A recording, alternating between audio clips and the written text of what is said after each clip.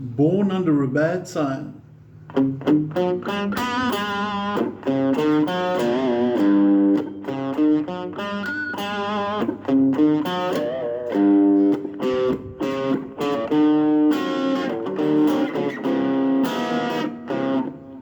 Originally done by Albert King, Eric Clapton and Cream took the song a bit further, Jimi Hendrix covered it. In short, it's a really cool blues song with some nice riffs using the major blues scale, which we'll introduce later, but step by step, please make sure you've got your PDF ready. If you need a copy, just mail me or WhatsApp me, I'll happily send it through to you. And let's get going and see what's happening with this. Okay, we're going to focus first of all on our fretting hand. Now, on the beginning of the tab where it says G riff, you'll see there's a 3 in orange. That 3, don't play it. Okay, that 3 in orange is going to be played when we repeat the riff. So it's sort of like a preview, if you want to say that, of what's going to happen later. So we're actually starting on the and 3 and 4 and on that part there. So we're looking at starting on fret 3 on the 5th string, fret 5 on the 5th string, then back to 3 and 5 but on the 4th string, and then on the 3 you'll see above it says bend S for semitone. So a little bend there.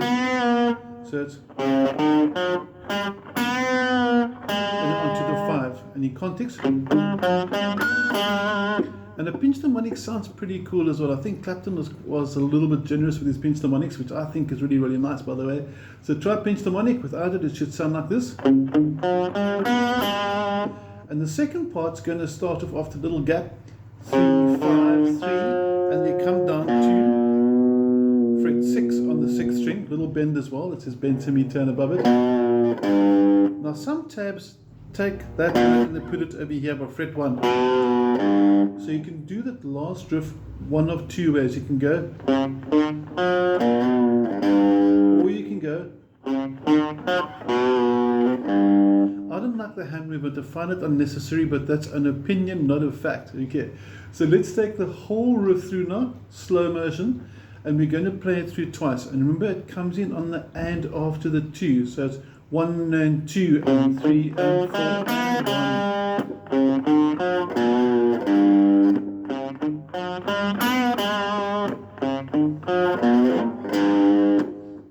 Simple as that. Now, after that, you'll see there's a riff 1, and it says go to D7 sharp 9, and that little riff is going to go 2, 3, 4. It's sort of like a chromatic introductory to the D7 sharp 9 chord. And Hendrix liked playing these D7 sharp 9 chords. And some of the Cream transcriptions that just said play D7. So I took it a bit further because I like the 9th, and the 9th's got the pinky. And just to show you the chord, if you want to go for the 7th, it's just basically D7, finger 1 on the 4th fret of the 4th string, middle finger to the 5th fret of the 5th string, and then ring finger to the 5th fret of the 3rd string, and you only play strings 5, 4, 3. That's D7. You can also play it like this, but I prefer the D7 sharp 9. We're going to call it the Hendrix chord. Quite a few guitarists do call it that because he's very fond of it. And all we're doing is you're taking that chord you just learnt and you're adding the pinky onto string number 2, fret number 6. So your individual notes for D7 sharp 9 is simply that. And then it goes chromatically down, D7 sharp 9, C sharp 7 sharp 9, try saying that 6 times very fast, and then C7 sharp 9. So it's going to go from the D7 down to the C7 sharp 9. And then some transcriptions, not all of it, finish off that riff with that little phrase over there, which I did include as well. It's called riff number 2. And that will take you to an orange 3 outside the bar. And that orange 3 would be that same orange 3 we spoke about at the beginning of the video. Okay, so what I'm going to do is I'm going to take it through now. I'm not going to put riff 2 into it because it's not on all the versions. And we're going to play it through from the beginning, twice through. With riff 1, we're going to go to the D7 sharp 9, play through those chords, and we're going to see what it sounds like. Are you ready to join me? Remember, we start on the and 3 and. So when I count 1 and 2 and 3 and, so be prepared for that, it comes in quite quick. 1 and 2.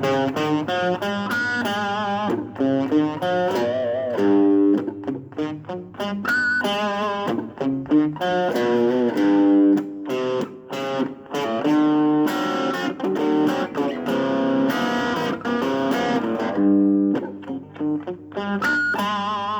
there you have the basic riff. It's a really simple song, a really fun song to do. I just want to show my picking hand so you can get some ideas what we're doing down there. Unfortunately, this beauty is not mine. It's an old Aria SG copy made in Japan still, so it's a really nice guitar. It's been worn a little bit, but it still sounds beautiful. Nice to play, but enough about that. So thank you for the student for lending it to me. And a lot of palm damping with this over here, so. And then you pinch the harmonic, you can see my thumb striking the string. And the thumb hits the side there. That's where the pinch harmonic goes. I'm not going to sit and go too much into the pinch harmonic, but it's the thumb slapping onto the string after it's being played. Okay, so palms at the back, it's resting on your saddles over here. Here's the saddles, that gives you your damping. And those dynamics, those pinched harmonics just sound really cool, so try them. And to finish this off, I'm going to introduce the major blues scale and the minor blues scale to you, and also show you where it comes from with regards to the minor pentatonic scale. Back to the fretting hand. Now, most of you will probably know your minor pentatonic scale. We're starting it from fret number 3. If scales are new to you and you want to quickly recap, this is G minor pentatonic scale. It goes 3, 6, 3, 5, 3, 5, 3, 5. I'm calling out the fret numbers. And the last two strings, 3, 6, 3, 6. So I'm going to play it through now ascending and descending slow motion. You can play with me, 2 and 3 and 4 and...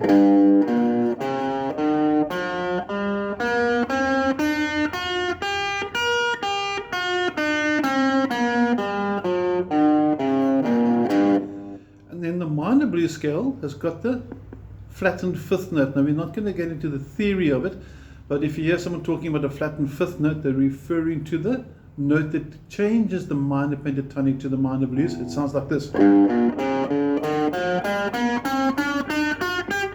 And you can hear this note is inside that part where it goes. You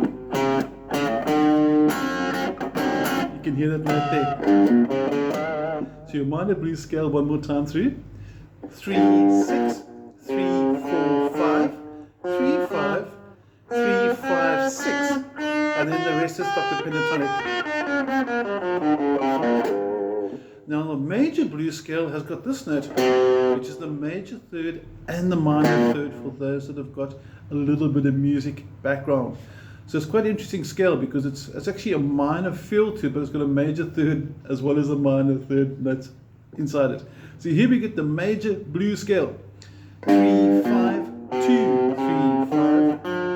And then on the third string, 3, 4, 5, and then the 3, 6. So you're going to have.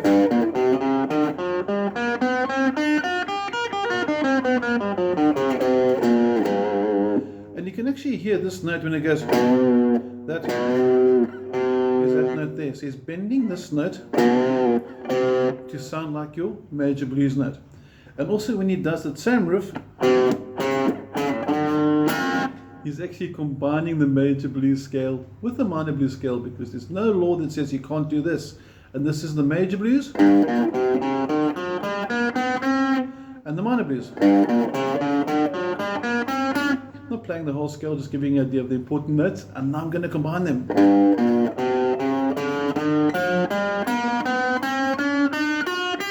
And that's quite nice to know, because if I know those notes, I can put some cool little chromatic stuff.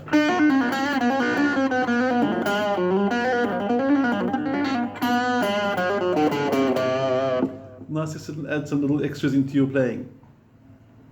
And just to finish off, we're going up to fret number 15 over here, because basically everything that you do at fret 3 is repeated at fret 15. It's 12 frets up, but that's a study for another day. Just trust me in this. You try it, you'll hear it. So this over here, that is actually your G minor blues scales, both of them combined.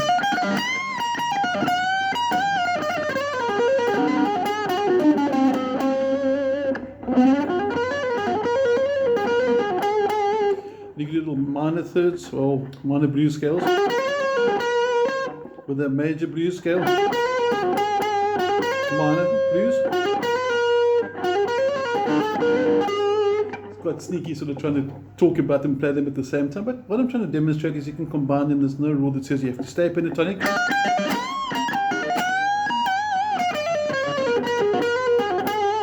You can combine them as you want to do and have some fun. So enough of that. The goal of this was to learn Born Under a Bad Sign, learn the scales, be aware of them.